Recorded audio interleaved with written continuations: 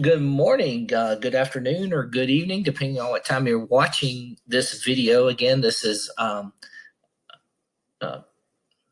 Philosophy 119, Ethical Decision Making and Core Values. I hope everyone's shelter in place and you and your family are doing safe and well. We'll go through these lectures again online. Watch them at the end of each lecture. There will be 3 to 4 response questions. Just send those to me in an email or through Blackboard, and you will get participation points. As I mentioned before, we're transitioning to all online again. If you have any questions at any time, feel free to email me at thenegar@kaskaskia.edu, or give me a text or a call on my cell phone. That number is 618-315-8116. If you have any questions this week or throughout the semester. Again, we're going to be flexible. This is new to all of us. So please relax. I know there's a lot of anxiety going around with all of your classes going to online for the rest of the semester, with sports being canceled and plans being unknown. But we'll get through this. Again, it's adaptation for all of us. Today, we're going to look at respect, R-E-S-P-C-T, find out what it means to me. R-E-S-P-C-T, take care of T-C-B. No one said it better than Aretha Franklin.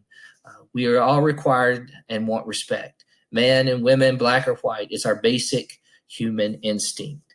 I believe no one says it better than Aretha Franklin.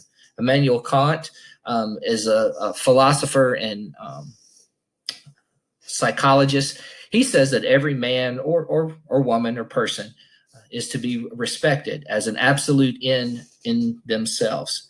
And it is a crime against the dignity that belongs to him as a human being, to use him as a mere means for some external purpose. So today we're going to look at respect. We say that it's a basic moral principle. All of us want respect, and we respect others. There are 3 reasons why respect is important. One is categorical. It's a recognition. Respect for others is categorical in the sense that every person is entitled to it. We say just because you are created and a human being that everyone's entitled to respect. That doesn't mean you have to respect everyone, but you can respect them for different categories in their life. For example, a professional athlete. Now, you can respect them for the talent and the ability that they display on the court or on the field or whatever, on the diamond.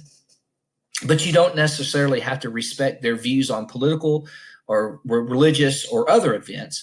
But no matter what type of person that is, you can respect, categorically, you can respect the talent and that athleticism that person has. Even though you may not like them, they could be a horrible person or they could be a nice person. It doesn't matter, but you respect categorically. You can respect a singer's voice. You can respect the intelligence that one person has. You can respect, again, categorically, you can respect someone's ability to do something, but then not respect the way they talk to people or treat people or things like that. But we say that it is a moral principle that everyone wants respect. The other thing about respect is it's non-grading. You either have it or you don't. You can't have a little respect for someone or their athletic ability or their talents or gifts. It's either all or nothing. You can't really respect on a different level. You can't say I 2/3 respect it. It's either respect is a give. It's one or another. It's a yes or no. There's no gray in respect. Either you respect that person, you respect that skill, you respect that knowledge, or you don't, or you reject it. There's not a grade or a level, different levels of respect. The next is reciprocal. All persons are owed respect just because they are persons. That is, it's free. We're a free, rational being. Again, that goes back to the moral principle of just because we created, we earn or earn or we seek out respect. We could respect someone just because they're a human being. Again, that goes back to things in social things we will look at is respect of all life. Just because you're a human being, a living human being, life should be respected. We see that played out in hospital rooms, unless someone or emergency rooms, unless someone declares they do not want to be resuscitated, and they don't have the ability to express their opinions. The doctors take an oath, and the nurses will do everything they can to preserve and respect life, to keep that person alive, unless they know that they have a do not resuscitate order or things like that. So, kind of some three things we need to think about. Again, on an exam, when we talk about respect, it's a basic moral principle. It's categorical. It's non-grading. Either you have it or not, all in or all out, and it's reciprocal. I respect you, you respect me. And that's the way it is. So we're going to look at now one of the things that has come in the last probably 20 or 30 years that's made this respect more difficult is online. Most of us are online in some kind of way, either in social media or text messages or something. Our way of communication in the last 30 years has transformed into something that's probably 50, 100 years ago, people never would fathom the way we communicate now. The way we communicate now has changed. It's constantly changing. Acronyms for things that we use, like LOL or things, the way we spell things are different than we would communicate anyway. It also opens us up for people to share and disrespect each other online.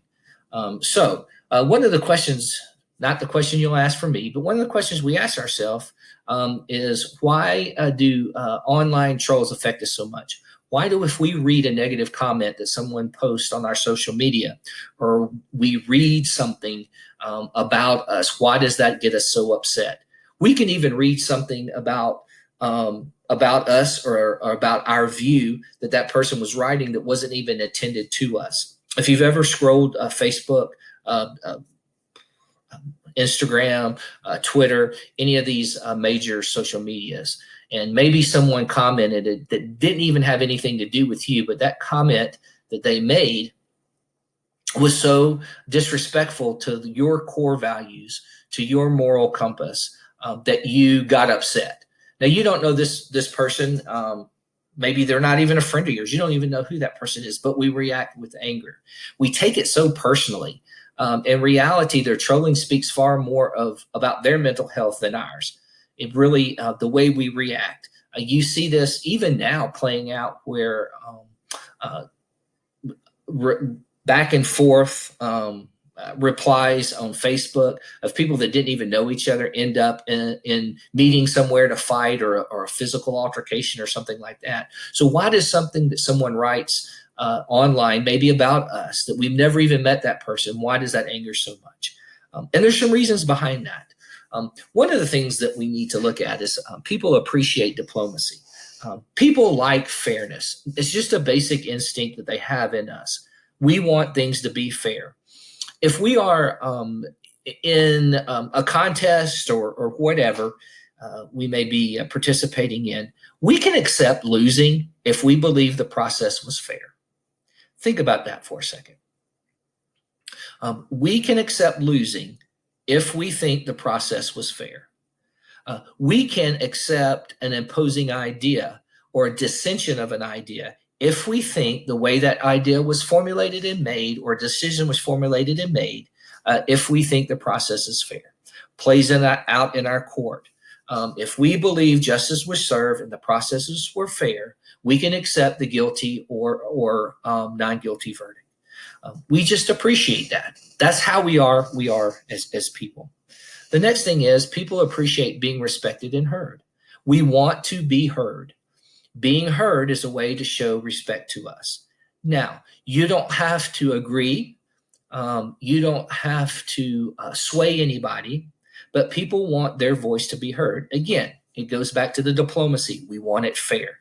In an election, in a debate, in a courtroom, in a classroom. We just want our opinion to be heard. It shows respect when our opinion is heard, because that validates what we are. That validates who we are. Excuse me.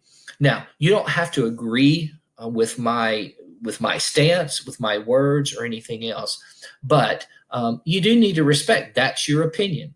Now, we kind of think that we have to agree with everybody on everything, and that's not true to be happy, or to be happy in our society. We can, as the old saying goes, we can agree to disagree. Sometimes we get so wrapped up and so emotional in one subject, or something that we're passionate about. We will delete friends that we've had for years over one comment. And we know that the way they feel on that one subject is not the totality of who they were, or or the value of our friendship. I've unfortunately seen family members quit talking to each other, or block each other, or conflict arise in their relationship just because somebody posted something online. That's not really being heard or respected. So the other reason is that's why there's rudeness has such an effect on us psychologically, because we want to be respected and we want it fair. And when it's not, and we feel that it's not, if we feel the comments weren't warranted, it affects us psychologically as well. One of the things that, if you think about it, that any type of communication that is not verbal and face-to-face is always subject to interpretation. We cannot see tone. We cannot hear tone. We cannot see their expression. We cannot hear volume of what they're talking about in a text.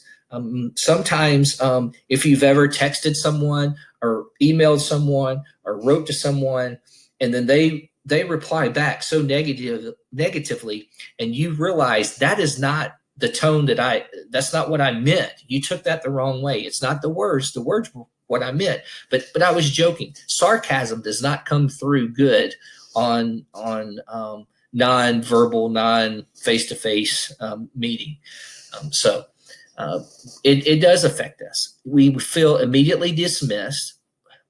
We feel put upon. We feel disrespected. We're disrespected, and we will go to some pretty dark places to gain that respect back. It turns out. We will get so worked up over something and will not let it go. Think about something, a day you had. Maybe you were having a great day. You were happy. And you read something online that totally changed that. That totally put a cloud over your sunshine for that day. When that happens, we need to ask ourselves, why is this affecting me so? And then one of the things we need to be careful about, again, rudeness often leads to revenge.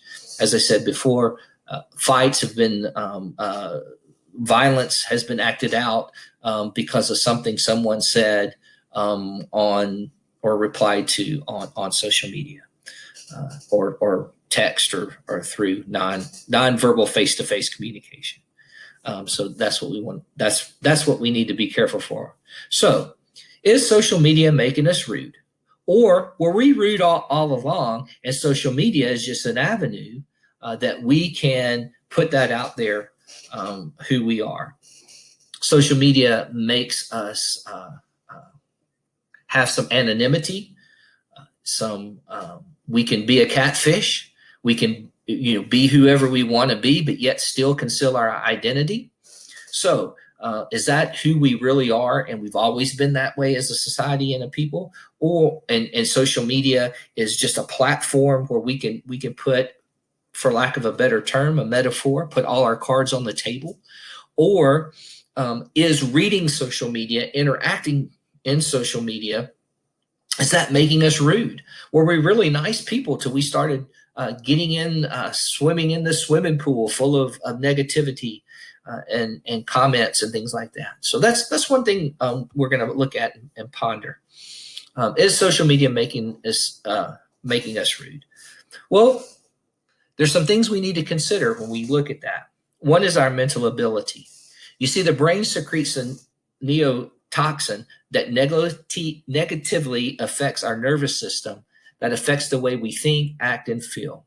So when we read something that is negative, our brain actually secretes a neurotoxin that negatively affects our nervous system and affects the way we think, we act, and we feel. The risk is we only see the bad and aggressive behavior. Social media doubles our secretion of this neurotoxin. So when we are on social media and we are reading those comments and we get involved in that, our brain, our physical brain, is secreting neurotoxins that affect the way we think, we act, we feel. And social media doubles this. Have you ever got into, let's say, a disagreement or into a reply, back and forth replying in social media? And it may not be your page, it may not. It may be just someone both of y'all are connected to. And the comments begin, and they get you so riled up as those neurotoxins are flowing, that you, one or two things: either you lose all track of time and realize that you've spent 2 hours on this or 30 minutes and it seems like just a blink of an eye, or you have gotten so riled up, your hands are sweating, your heart is beating fast, and you just can't wait. The little thing's bubbling. You can't wait till they post something else so you can fight back, or you can come back with a quick response. It affects our mental ability. Now, some of us can easily say, just turn it off. That's the simple solution. If something's getting me so upset, I'll just turn it off. I'll turn off the computer. I'll turn off my phone. I will walk away. But we can't do that. Something draws us back, and we don't know what it is. And it is those neurotoxins that our body's craving, that our brain secreted when we were on that in that social media and doing that. So it does affect our brain. There's research that's been done now that they took psychologists and biologists that study these secretions in brains, and they actually use those and to develop video games. That's why people sit around hours at a time playing video games. Your brain is secreting these neurotoxins in the game, and they purposely put those in there so they can keep you linked into this game. So it's something to think about, that the social media is affecting our mental ability. The next is physically. We begin to not have contact with individuals in face-to-face encounters. The more that we communicate through social media and other platforms, when we are face-to-face with people, we lose that sense of community. We don't look them in the eye. We don't look for facial features when we're interacting with them. Have you ever noticed that social media can be a barrier that we use? I noticed the other day, I was waiting in line to check out. This was before the shelter in place. And there was a younger girl in front of me checking out. And you could tell she didn't want to have a conversation with the lady that was checking us out. So the entire time the lady was checking out, she was on her phone and looking at her phone. Not once did she make eye contact with the person. She got her card, she swiped it, and she got her things and went out and never made eye contact. It changes the way, if we get used to communicating on social media, it changes the way, or text or any kind of technology. It begins to change the way we interact face-to-face with people, physically as well. Next is socially. We lose our nonverbal and the nonverbal component in communication. So, meaning, if I'm sad and I say something, you can see the sadness on my face. If I am happy and I say maybe the exact same thing, you can see the joy on my face. We lose that in socially and only communicating the other way and not face to face. We lose a volume. If I say something really loud, you can see I'm either mad, I'm excited, or something. So we lose that when we only do social media. We're also limited text. We lose the art of conversation. We try to say things in 140 characters or less. We lose spelling. So socially, we can lose that ability to have a in-depth, meaningful conversation with someone if social media or technology is the only way we interact with one another. We did a survey. I'm sure some of you probably filled it out, a student survey for students at Kaskaskia College. And it was overwhelming the amount of people wanted text is the way to communicate. We have found when we reach out to students, if we call, our students don't answer. But if we text, they will respond. So we've already kind of lost some of that as a society, and it's something I'm not saying don't ever use social media. I'm just saying it's something maybe we need to be conscious of as we move forward as a society, especially now when we're all quarantined. The good part is, as now we're quarantined, relationships can continue. Teaching can continue. A lot of things can continue through technology and social media. So it's not a bad thing. But I think we need to think about what we lose when we only use social media. It's possible today, in today's time, I've seen it happen in witnesses, that people have met a couple. They have committed to one another. They have meaningful conversations, I guess. They consider each other monogamous with one another. Then they break up. And during that whole time of the relationship, they had never met each other face to face. It's all been through technology. So it's where we are. It's not good or bad, but it's some things that we don't want to get swept up in it so bad that we lose fact of that we do want to be respected, that we do want to be loved, we do want to be cherished, we do want to be heard, and we want to do that in an arena where we believe everything's fair. And sometimes social media does not do that. So here's some things want to share with you. 10 top things you should never post on social media. Now, some of these seem pretty clear cut and common sense, and not to be Captain Obvious here, but I want to go through these and say one thing about social media that we forget, that it's forever. Even if we take down a post, somebody can screenshot it and keep that forever. I will tell you, employers check social media before they set up interviews with potential employees. What's out there, they try to find and see. Not that it's good or bad, but here's some things as we make decisions. On social media, some posts, some things I just wanted to share. First, you got to remember the internet is public. So remember that.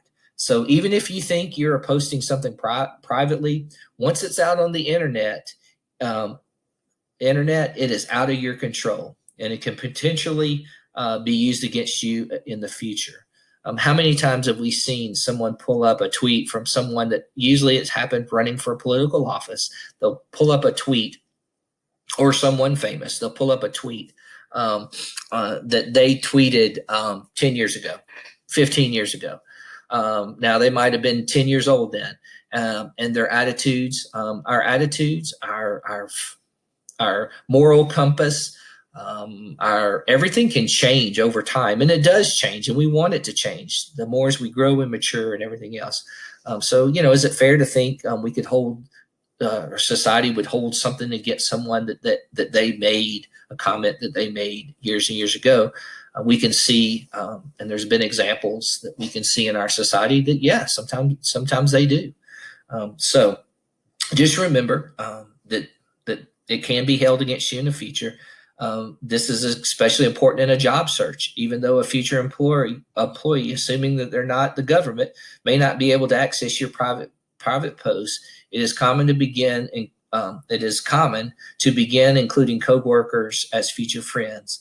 They will have access to your stuff. So here's some things to think about. With that in mind, here's a list of things you should never post on social media. The first one is profanity. The language you use on social media is usually the same type of language you'll use when casually interacting with coworkers. A minor four-letter word once in a while isn't a crime, but do you want that to be part of who you are, even among friends? So keep it clean. Better yet, eliminate profanity from your online vocabulary.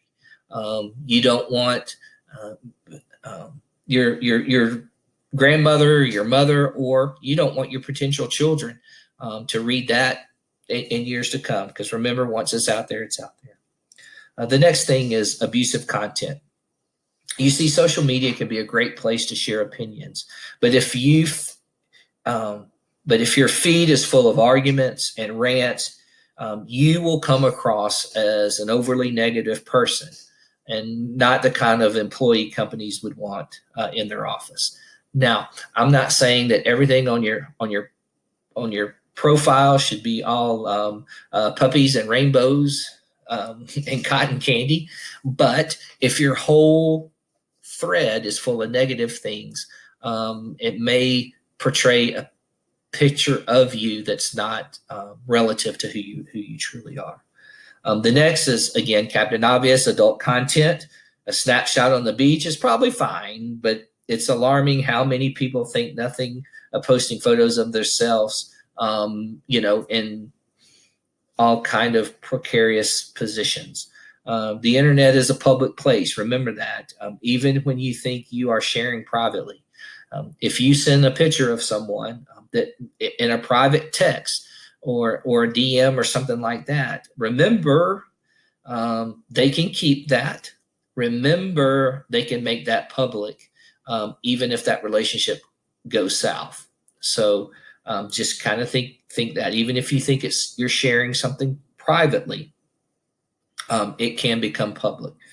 So before posting a selfie, just consider if you're okay with being seen like that in an office with your grandmother, with your mom, or as my mother would say, would you show that picture in church? So something to think about. The next is illegal content. Not only would this get you disqualified from a job, it may land you on America's Stupidest Criminals. Worse yet, you could be arrested if authorities see credible evidence of certain kinds of illegal activity. Try explain that to a potential employer during background checks. I've seen pictures on the internet of that I know that are minor children holding illegal firearms. And I know they're trying to be cool, and I know there's probably, maybe nothing, sinister behind it, but that's a crime. They could, and believe it or not, police check your social media. If you're a suspect or your name comes up in any kind of a case, believe it or not, the police are checking social media too. You would be surprised how many crimes are solved by social media. Even if you say as an alibi, I was here, but then you're posting pictures. I was at work during that time of the crime, but then you're posting pictures or doing a video live of you, driving in a car during that time. Again, just remember. The next is offensive content, racism, sexism, and other forms of discrimination should have no place in your life, even if you're joking. Sometimes joking, again, remember joking. You don't get tone, you don't get content.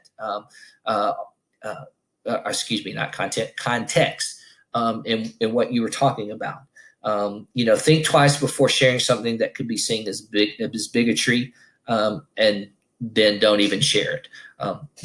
Again, that's something you don't want. The next is the negative opinions about your job, employer, boss, or professor. A comment about how you and your job could cause future employers to wonder if you're really like that, like the work you're doing or not.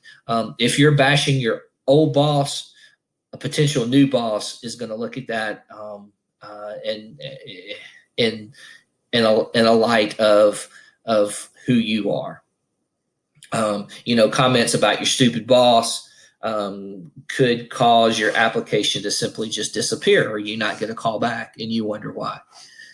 So think about that. Even if you do have a stupid boss or stupid professor, putting it out there could reflect the ways you do. The next is drug-related content. Some employers may require you to pass a drug test as a hiring condition. You won't even get that far if you share that kind of post,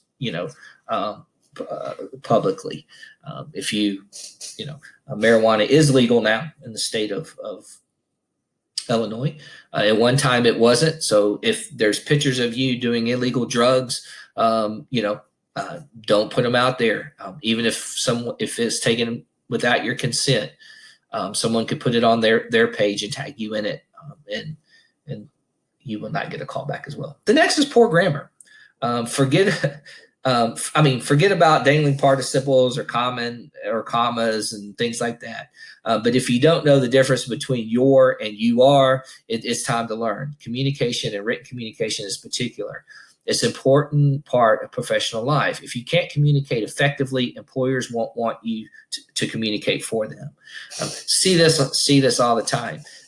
I've read some replies on social media of people that I know that are very intelligent, but the way they're communicating in the social media, I don't know if it's laziness. I don't know if it's speed. I don't know if it's trying to text and do something else, or trying to post and type with your thumbs and your attention somewhere else. But poor grammar is a reflection of who you are. Now, it doesn't matter with your friends or family, but it may matter even if you're talking to your friends and family on social media and a potential employer sees that, or someone you need a reference for or something like that. It could give a negative opinion of you where there's not one. They only see what they see. The next is poor spelling. Again, like poor grammar, it makes you look intelligent. Spell check helps, but how many typos do you let slip through when you post on social media? See that happen all the time. And then last but not least, again, Captain Obvious here, there should never, ever be threats. It's not okay to threaten others. I see this all the time, although, no matter their position. Wishing someone ill, wishing someone would die, whether it's a friend or a family member, colleagues, politician, or a celebrity, whatever. If you don't like someone else, social media is not the place to be hurling threats of any kind. Again, it is there forever. It is there for all to see. So let me repeat that again. If you don't like someone else, social media is not the place to be hurling threats of insults. Remember that social media is public. Even if you restrict it to a private setting, someone can take that and make it public. If you are ever in doubt of this, think back of all the private social media posts that were made public when someone commits a crime. The government or other agencies may have access to this in advance of employment. So keep it clean. And even after you start, you will likely friend your coworkers who will have access to your posts too, including that wild party that you were tagged in. So keep it social and keep it clean. Again, some of these things that I've gone over today have been again, Captain Obvious. They're obvious things, but remember back on the slide when I said the neurotoxins and everything, especially if we feel disrespected or think they start flowing and we forget those things. And boom, we fire something off, we hit send, we hit post, and all of a sudden it's out there forever. Even if it's a private conversation, the person we're having that private conversation with can take what we had. Even if we go back and delete it, they can still screenshot it before we do that, and they can share that with the world. So here's our participation 3 questions I'd like for you to answer. And if you could send to me by April 3rd, that's next Friday. First, do you think, is social media making us rude? Again, is social media making us ruder? Do you think that social media that social media is making us rude, or do you think people forever have always been rude, and now social media is just a platform that we can put it out there, if you will, and stay anonymous? Again, do you think social media is making us ruder, or do you think we're already rude and it's just a tool? Next question is, does social media reveal our true characters? Is the person that we put out there on social media, is that our true character? Is that who we are? Do we really feel that way? Or is it just a way to stir up trouble, or to play devil's advocate, or just to throw something out there to see how other people respond, kind of test the waters? Last but not least is, what is the most upsetting comment you've read on the internet by a person you know? Again, this is not a comment that upset you, that they made about some celebrity or something you like. I mean, someone responded specifically to you. And what's the most upsetting thing, and how did you feel? Again, send those to me via Blackboard or via email. Again, everything you submit to me is 100% confidential. You don't need to write 4 or 5 sentences on these questions. A sentence is fine. Answer the question. It's just a way to evaluate that you've watched this lecture online, and that we can get some feedback from you.